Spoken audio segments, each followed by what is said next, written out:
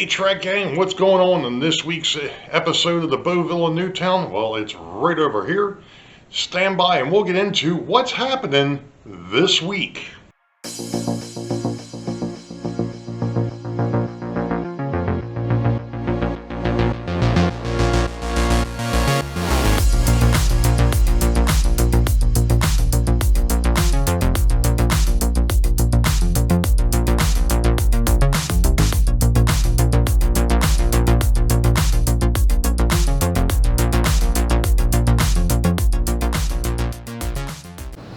Okay, hello Trek Gang, and welcome to, gosh darn it, episode 16. I don't know why the light decided it wanted to do that, but whatever.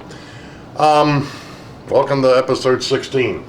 It happens to be June 15th of 2024, and well, I didn't do it on the last video. I'll do it on this one, and of course by the time it comes out it'll be late, but happy Father's Day. To all the dads and those who are father figures to others. So, first off, thank you for the outpouring of support after the last video. It is what it is. And we'll just move on. I do appreciate all the help and the support, though. It is greatly appreciated, and I know I've got a bunch of people out there that have reached out and said, hey, if you need something, let me know. Appreciate that. We'll get there. We'll get there. Any rate, I finished redoing the south end here, and we're just going to swing in here. What I ended up doing is from the split that was down here over, I ended up redoing that, and I'm quite happy with how it turned out. The measurements didn't work out the same for some stupid reason, and I'm not sure how that happened, but it is what it is. At least for the three Plasticville buildings, I don't know why things got shifted, but they did, and it is what it is. Moving on. So that's now done. So what we're going to, oh, there is one other thing here. Hold on. I also went and did some work on the bridges. I went ahead and finally cut down the Coke containers that I was using for the roadway. So now that's pretty much evened out. So we're ready. Basically, I gotta figure out now how I'm gonna French that all in, but that'll be another project. And I'm just over here looking and noticed that I've got a gap really opening up over here next to the dam. But anyway, so we're gonna get into something a little bit different here in a bit, so I will be right back. Well, for my next thing here, gosh darn it. I don't know why the light's doing that all of a sudden. Anyway, this next portion is probably going to make the purist roll over in their graves, but hey, that's what it is, or it is what it is. Because what I'm going to do is we're going to go and get rid of a lot of the color that's on this building. We're going to make it to where it's a little bit more realistic, for lack of a better term, because obviously, I mean, the roof probably isn't too bad, but the white stone is a bit bright. The windows, the window panes are a bit much. And of course, I just realized that one of the things that I forgot to bring over here was some black paint, because I need to paint the insides of these buildings as well. So that's what we're going to get into. We are going to change the coloration on the buildings. Because like I said, it just, the coloration that's on some of these buildings, well, number one is this one here in particular. This is the church, and I'm trying to get this piece of tape out of the inside because there's no need for the piece of tape. because I'm going to be doing some other work to this. Not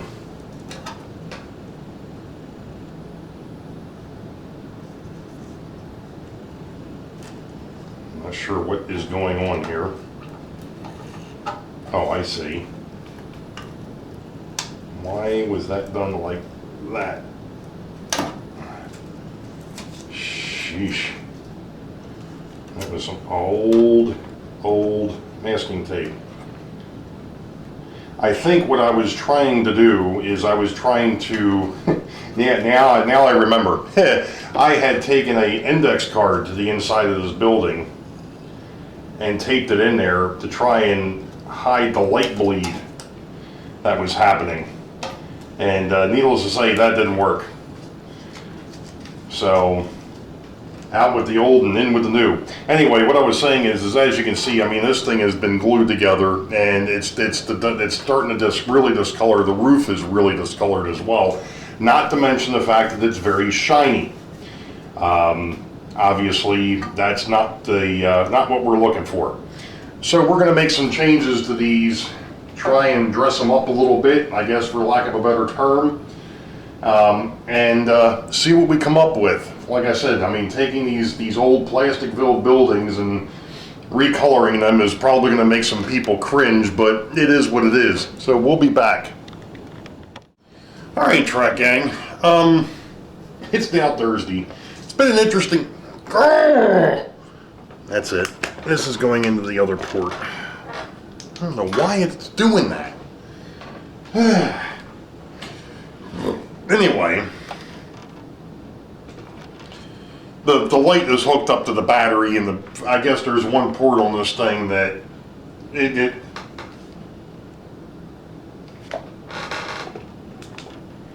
likes to cause the ring light to change, and I just changed ports and it's doing the same stupid thing. Anyway, I thought I had that figured out a while back, but apparently not. Okay, anyway, it's been an interesting, let me get back to where I was here. It's been an interesting week, namely because I was off yesterday, which was Wednesday. So I was hoping to get some things done down here, and well, that really didn't happen because I actually had a visitor. Mr. Joe from the Black Rock Central stopped by because I had left him a note on his one video about the issue with his RS, I think it was an RS3, you know, where he was saying his power pack had died. And I said, well, I've got a couple of extra power packs. You're more than welcome to have one of the DC power packs. And he was also talking about his tether for his DCC system. The connector was broke, which it just so happens that I've got not only the Ethernet connections, but also the phone type jacks, which is what he needed. So he stopped by yesterday afternoon. We went ahead and fixed his tether and for his DCC system, and I gave him one of the Series 1370 MRC packs that I had floating around. That it's an extra pack right now. You know, I've got my handheld throttles. I don't need the single 1370s. I've still got 3 of them, I believe. I've got one out here that I use for testing, just like Joe does. But anyway, that's a completely, that was nice that he stopped by. Him and I talked for a little bit. He gave me some ideas since we were standing here, because I've still got an issue with the block wall that I built that's over by Boeville, where it's warped, kind of like my brain, but you know how that goes.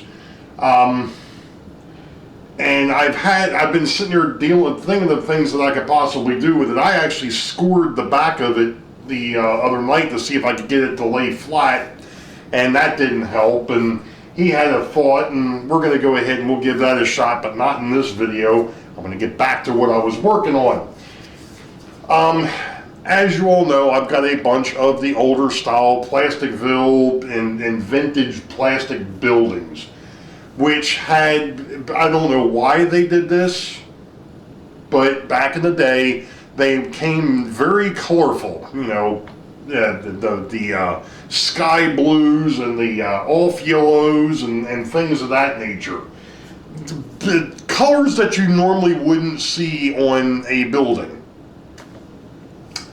So I went through and I started painting up some of these buildings. Now, I can tell you the one I'm happiest with so far is, of course I just realized I didn't paint the back of this one yet, but this one here, and I don't know how well it's going to show up on camera, but when I put the primer coat on, which was basically really thinned out burnt umber, it's kind of letting some of the old white through, which is really cool. So that one there I'm not going to touch much more. I am going to fix the windows, the window panes. They're actually going to be all painted white. Originally they were red, and as you can see, the inside of this building was originally white. The roof was actually red, and it's now a tan color, which I think just works out a lot better than what it was.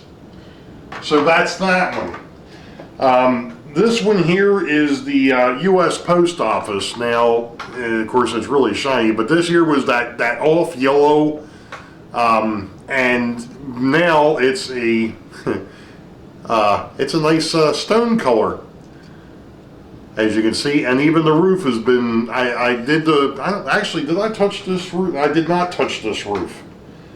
No, I didn't mess with this roof. I left it alone. I will go back and repaint paint the trim on this, probably a white, or maybe I'm probably going to go with a white because the building itself is gray. Here's an interesting one for you. This one here is one of the ranchers. It was originally that really light blue roof with a white. Well, I didn't bother changing the white. I just went over it with the paint to kind of dull it down a little bit. And then, of course, I painted the roof a nice gray, so that worked out a lot better. Now, the chimney, to me, the chimney's supposed to be red. For whatever reason, though, the red didn't come out as dark as I'd like it. It's a little bit light. I may end up going back and fixing that. We'll see. Here's another one. This one here was a white roof with a yellow building. It's now a tan building with a gray roof. Again, I have not done anything with the trim on these buildings, per se. The only one I had done any type of trim work on was that one Cape Cod. Another one of the oddities, this one here was that off blue with the brown. Well, the roof is still brown. Although much darker, and the sides now are a deeper gray. I decided to go with a gray building with this one. Alright, this one here I have not painted the outside of the building, but I did change the roof a bit. I just darkened it up with the brown paint. Let's see, this one here. This one has been done. This one here has got that tan stone on it. It was originally yellow with the red roof. Well, the roof is no longer red either. It's now a gray. Like I said, you just trying to make these to where it's not something that everybody else has, number one. And to be honest, here it is, I was saying earlier in the week, I'm probably making some of the purists roll over in their graves. To be perfectly honest, though, if somebody didn't like the paint job on here, all it's going to take is a little bit of water, maybe a touch of alcohol, rubbing alcohol, and a rag. And this is going to come right back off because it's all acrylic. Maybe with the exception of the one color gray where it's actually latex. But again, if you go ahead and get a wet rag, you can take that paint right back off. This was probably one of the bigger changes, and I'm still not 100% sold on this one yet. This is the school. It was originally a gray roof. dog fur. Gray roof, red building. Yeah, well now it's a brown building. And I know I've got to go back. I forgot to do the back of this, and I noticed that the other night and went back and touched it up. Now, if you notice, I've got blue tape around the around the top of this because I was trying to protect it. Also gave me something to hang on to or hold on to while I'm messing with this. So I've got some touch-up work to do on the school, but I'm quite happy with that. And then this one here looks really good too. This was originally a Cape Cod with a brown roof and a white building. It's now got that tan stone, and then it's got a brown roof now. Now, the awnings, I don't know if I'm going to leave them green or if I'm going to take them to another color. I may even try to do, or leave them that green, but maybe try to stripe them. That ought to be a treat. What am I thinking? Okay, last but not least, and probably one of the bigger changes was the church. Now, originally the church was white with a really light gray roof. It's now got that tan stone that I've been painting most of the stone with. I did try to paint the front door to try and get some detail into that. That didn't work out well. I'm probably going to go ahead and do like I was just talking about, you know, get some water and some alcohol and take that back off and try to redo it. But all in all, that looks pretty good. Now, one of the other things that Joe and I talked about was, here it is, I painted the steeple. Forewarning, I painted the steeple because part of it would be actual roofing tile. So I tried to mimic roofing tile on this. So it's brown. Now, if you notice, the bottom part of this thing is still white, and I was really debating how or what color I was going to paint that because that really doesn't quite look right. And like Joe said, he said, well, theoretically, that part should probably be the same color as the roof, the actual roof of the building. I was thinking that, or I may end up painting it that tan color too. I think actually I'm going to go ahead and go with the gray first and see what that looks like, and then we'll go from there. So that's basically what I've been messing with this week. Believe it or not, but just to paint these 1, 2, 3, 4, 5, 6, 7, 8, 9, 10, well, 3, 6, 9, 11 buildings. It's a bit tedious. It is a bit, especially when they're already built. You know, that's one of the things that I've always heard. You want to paint things before you put them together. Well, that's absolutely true, because they're a heck of a lot harder to paint once they're together. Yep, absolutely. However, because of the fact now that somebody's going to catch this, yes, these were originally press fit or snap together buildings. My dad decided he got tired of every year having to put them back together and then take them apart at the end of the year and then put them together the next year, because you have to remember, at one point in time, this railroad was a seasonal railroad. It went up in October, came down in March. And, you know, it took us a couple of months to get everything together. So what he decided to do at one point was glue everything, which was great, except for now. when you want to go in there and change colors of paint, yeah, it's a little bit of a pain. So, yeah, that's basically all I've got. I am looking into, I talked to Joe about this too, that area to the south, on the south side of the interurban before you get into the upper end of Boeville, near the fire station and the courthouse, that incline there. I think I am going to end up going with Woodland Scenics there. I just have to figure out which one. That'll be that taken care of. So that'll be one of the things I'm going to be working on. And of course, the other thing is getting this brickwork or this stone wall straightened out. and then going ahead and working on something else that I need to do over here before I get too much further.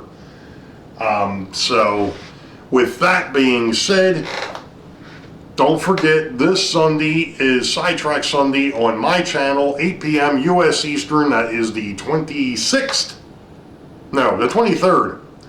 The 23rd of June. So the 23rd of June, Sidetrack Sunday, 8 p.m. US Eastern, my channel. And don't forget, we have a 5th Sunday this year, this month, and that is going to be Dave over at DB Tech. That one will be on the 30th. So you got me next week, or me tonight, this weekend, and then next weekend you've got Dave over at DB Tech. So you all know the deal. Wait for the high ball. Green tracks ahead. Be safe. God bless. We'll catch you all next time. See ya.